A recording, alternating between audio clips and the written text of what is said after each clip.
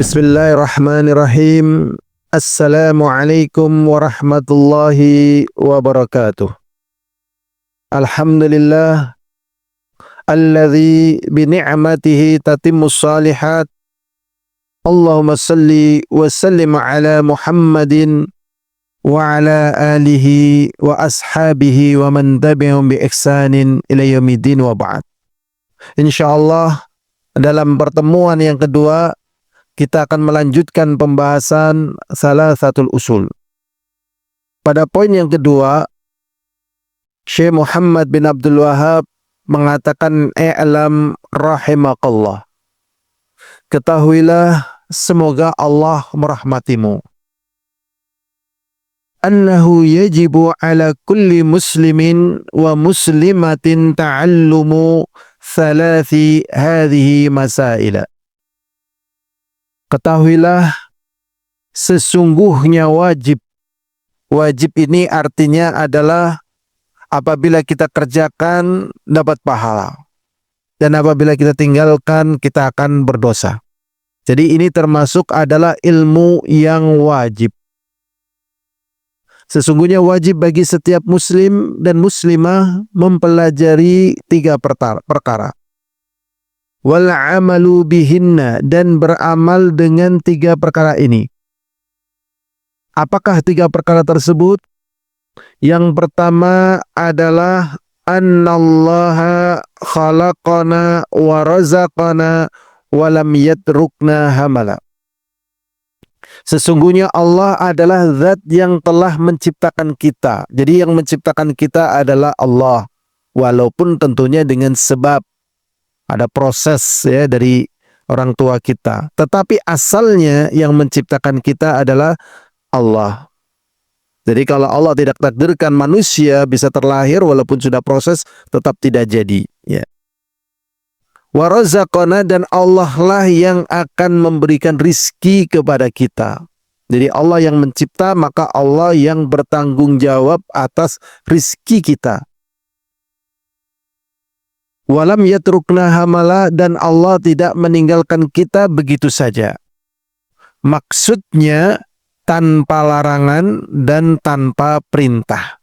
Jadi Allah setelah mengadakan kita, memberikan rezeki kepada kita, maka kita di situ ada larangan dan perintah dari Allah SWT. Jadi Allah tidak meninggalkan kita begitu saja. Bal arsala ilaina rasulan, bahkan Allah mengutus kepada kita seorang rasul. Faman ata'ahu dakhalal jannah, maka barang siapa yang mentaati rasul akan masuk ke dalam jannah, yaitu taman yang ada di akhirat nanti. Atau istilah bahasa yang dipakai adalah surga di negeri kita ini. Akan dimasukkan ke dalam jannah. Waman asahu dakhalan nar, dan barang siapa yang bermaksiat, tidak taat, tidak nurut kepada Rasul yang Allah utus untuk menyampaikan larangan dan perintah, maka akan dimasukkan ke dalam neraka. Dalilnya adalah firman Allah SWT, "Inna arsalna ilaikum rasulan syahidan alaikum kama arsalna ila fir'auna rasula." Sesungguhnya kami telah mengutus kepada kalian seorang rasul sebagai saksi atas kalian, atas perbuatan kalian benar atau salah, taat kepada Allah atau tidak, mengikuti petunjuk Rasul atau tidak, akan disaksikan oleh Rasul tersebut. Kama arsalna ila fir'auna rasula, sebagaimana kami juga telah mengutus kepada Fir'aun seorang rasul. Fa'asa fir'aunur rasula, ternyata Fir'aun bermaksiat kepada Rasul. Fa'akhadnahu ahdaw wabila, maka karena Fir'aun tidak taat kepada Rasul, maka kami siksa dia dengan siksaan yang sangat pedih. Ini bukti bahwasanya Allah tidak membiarkan kita begitu saja tanpa larangan dan tanpa perintah. Buktinya Fir'aun yang diberi rezeki yang demikian luas, demikian besar, tatkala tidak taat kepada Rasulnya, maka dia pun disiksa oleh Allah SWT. Surat Al-Muzammil ayat 15 sampai 16. Ini yang pertama tadi. Kemudian yang kedua, annallaha la yarda ayushraka ma'hu ahadun fi ibadatih.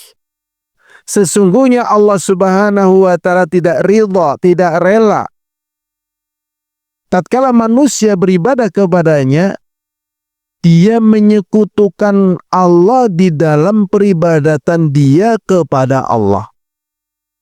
Ya. Jadi dia ada di antara manusia yang beribadah kepada Allah, tapi juga bersamaan dia beribadah kepada Allah, beribadah kepada yang lainnya.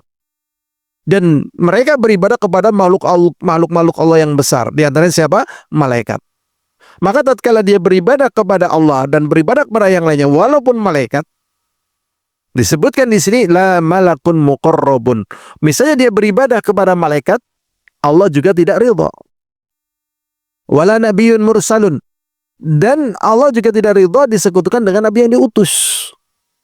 Nah, bagaimana kalau dia menyekutukan Allah dengan makhluk-makhluk yang tidak memiliki kemuliaan sebagaimana malaikat dan rasul yang kemuliaannya di bawahnya, misalnya batu, pohon, lautan, matahari dan sebagainya. Bagaimana? Tentunya tidak diridhoi oleh Allah Subhanahu wa taala. Ini poin yang kedua.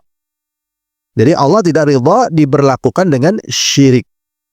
Dalilnya adalah firman Allah Ta'ala, wa annal masajida lillahi fala tad'u ma'allahi ahada. Dan sesungguhnya masjid-masjid itu dibangun untuk Allah dan janganlah kalian berdoa bersama Allah ada yang lainnya. Surat Al-Jin ayat 18.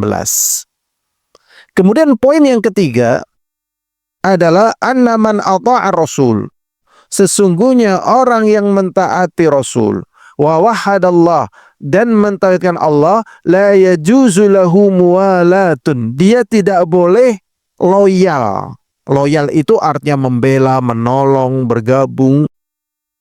Man hadallah wa rasulahu, kepada orang-orang yang menentangi Allah dan Rasulnya. Walau kana aqraba qaribin, walaupun itu adalah orang yang terdekat. Jadi di sini tidak boleh adanya loyal, cinta kasih, dukungan, pembelaan terhadap orang-orang yang menentangi Allah dan Rasulnya. Karena ini menjadi konsekuensi dari keimanan dia dan ketaatan dia kepada Allah dan juga ketaatan dia kepada Rasul. Sebagaimana yang Allah SWT sebutkan dalam surat Mujadilah ayat 22, Allah mengatakan, la tajidu qauman, engkau tidak akan menjumpai satu kaum, yu'minuna billah, yang beriman kepada Allah, wal yaumil akhir, dan beriman pada hari akhir, yuwaduna man hadallah wa rasulahu, dia saling cinta kepada orang yang menentangi Allah dan Rasulnya. Dan itu tidak mungkin. Kalau dia memang cinta Allah, mesti dia tidak mencintai orang yang membenci Allah. Kalau dia cinta kepada Rasul, mesti dia tidak bisa mencintai orang yang membenci Rasul. Kalau dia mencintai Rasul, tidak mungkin dia bisa mencintai orang yang membenci Rasul. Nah, kalau dia masih mencintai, berarti cinta dia kepada Allah, cinta dia kepada Rasul dipertanyakan di sini. Maka di sini Allah menyatakan tidak ada di sini. Walau kanu aba'ahum, walaupun mereka itu bapak-bapak mereka, wa abna'ahum, atau anak-anak mereka, au ikhwanahum, atau saudara-saudara mereka, au ashiratahum, atau karib kerabat mereka atau keluarga mereka. Maka yang demikian ini yang bisa tidak adanya mualah terhadap orang-orang yang menentangi Allah dan Rasulnya, ulaika kataba fi qulubihimul iman. Mereka itu adalah orang-orang yang dicatat di dalam hati mereka keimanan. Wa ayyadahum bi ruhim minhu, dan dikokohkan mereka dengan ruh dari Allah SWT. Wa yudkhilkum jannatin tajri min tahtihal anhar, dan mereka dimasukkan ke dalam surga yang mengalir di bawahnya sungai-sungai. Khalidina fiha, mereka kekal di dalamnya. Radhiyallahu anhum, semoga Allah meridhai mereka, wa radu'an, dan mereka ridha kepada Allah. Ulaika hizbullah, mereka itu adalah golongannya Allah. Ala inna hizballahi humul muflihun, ketahuilah golongannya Allah itu adalah orang-orang yang beruntung. Jadi 3 poin tadi. Ya, jadi pertama yang harus kita ketahui, yang pertama bahwasanya Allah yang menciptakan kita dan memberikan rezeki kepada kita dan tidak membiarkan begitu saja kepada kita tanpa larangan dan tanpa perintah. Kemudian yang kedua, barang siapa yang mentaati Rasul dan mentaati Allah, tidak boleh adanya loyal kepada orang yang membenci Allah dan Rasulnya. Berikutnya, al-hadur azani wa azakumullah, Beliau mengatakan lagi, "I'lam arsyadakallah li ta'atihi." Ketahuilah, semoga Allah memberikan petunjuk kepadamu untuk taat kepada Allah SWT. Apa yang perlu kita ketahui? Annal hanafiyata millata Ibrahim. Sesungguhnya yang disebut dengan agama Ibrahim adalah agama Hanafiyah, yaitu Hanifiyah. Apakah agama Hanifiyah tersebut? Yaitu anta'budallah wahdahu mukhlishan lahuddin. Engkau beribadah kepada Allah semata dengan memurnikan agama untuknya. Wa bidzalika amarallahu jami'an nas. Maka dari itu Allah perintahkan seluruh manusia untuk hal tersebut, yaitu hanya beribadah kepada Allah semata dan memurnikan agama hanya untuknya. Wa khalaqahum laha, dan Allah menciptakan mereka juga untuk demikian tadi.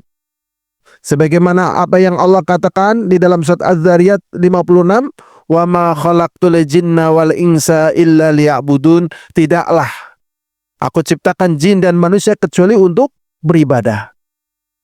Apa makna liya'budun? Maknanya adalah yuwahhidun, untuk mentauhidkan Allah Subhanahu wa ta'ala. Berikutnya, wa a'dhamu ma amarallahu bi at-tauhid. Kalau begitu berarti perkara yang paling besar yang Allah perintahkan kepada hambanya adalah tauhid. Apakah itu tauhid? Yaitu ifradullahi bil ibadah, yaitu seseorang menunggalkan Allah di dalam beribadah kepadanya. Ini yang terbesar dari perintah Allah. Kemudian apakah perkara yang terbesar dengan Allah? Wa a'dhamu ma naha anhu asyirku. Dan perkara yang terbesar yang Allah larang adalah syirik. Apakah syirik itu? Nah, ini yang jarang orang perhatian dengan detail. Syirik itu adalah da'watun ghairihi ma'ah. Dia berdoa kepada selain Allah bersamaan dia berdoa kepada Allah. Atau dia juga berdoa kepada Allah tapi juga berdoa pada yang lainnya. Ini namanya syirik. Jadi memang harus dibersihkan selain Allah dan hanya murni untuk Allah Subhanahu wa ta'ala. Dalilnya adalah surat An-Nisa ayat 36, Allah mengatakan wa'budullaha wa la tusyriku bihi syai'a. Dan sembahlah oleh kalian Allah dan janganlah kalian menyekutukan Allah dengan sesuatu apapun juga. Maka simpulannya, fa'idha qila laka, ya, maka apabila ditanyakan kepada mal usulus salasa, apakah tiga pondasi yang utama yang harus manusia ketahui dan manusia pelajari dan amalkan itu apa? Allati yajibu alal insani ma'rifatuha, yang manusia wajib mengenalnya. Maka jawablah, ma'rifatul abdi rabbah, seseorang mengenal Rabbnya. Wa dina, dan juga agamanya. Wa nabiyya, dan nabinya Muhammad sallallahu alaihi wasallam. Ini saja pertemuan yang kedua, kita membahas dari penjelasan tambahan dari pertemuan yang pertama dan diakhiri dengan tiga perkara yang harus kita ketahui, yaitu kita mengenal Allah, kita mengenal agamanya, dan mengenal agama Islam dengan dalil-dalilnya. Wallahu a'lam bishawab. Semoga manfaat. Walhamdulillahirabbil alamin. Assalamualaikum warahmatullahi wabarakatuh.